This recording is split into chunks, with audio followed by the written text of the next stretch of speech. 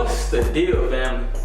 Right now, we over here at the Joseph Compost Project, where our original strategy was to rehab and rent to create that residual income. But due to some unforeseen circumstances, we had to change that strategy from rehab and rent to wholesaling to make sure that we're maximizing our profits.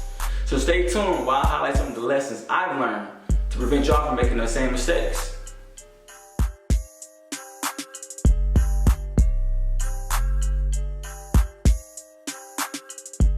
First thing you want to do when purchasing any property, you want to make sure that you're securing the property.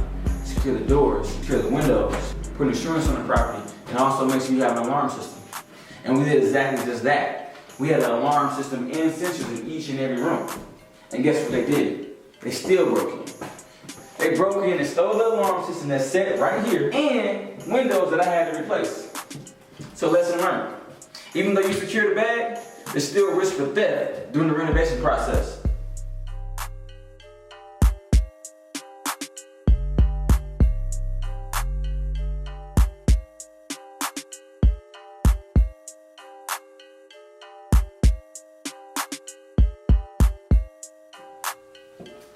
Lesson number 2, always be leery of a wet basement.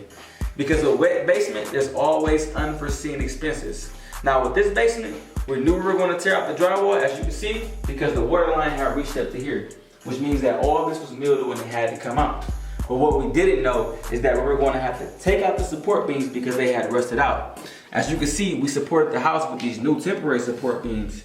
But if we want to make this house up to code, we're going to have to spend thousands of dollars installing new support beams. And this is one of the main reasons why we changed our strategy from rehabbing.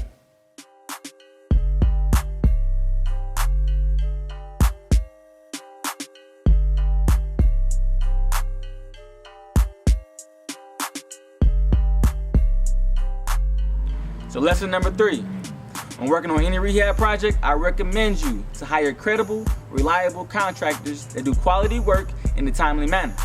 Because if you hire any handyman, you'll end up with a porch pattern with 2 different bricks that looks very tacky.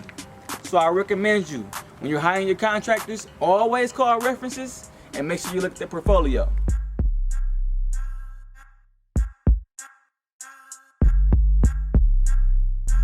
What's the deal, family?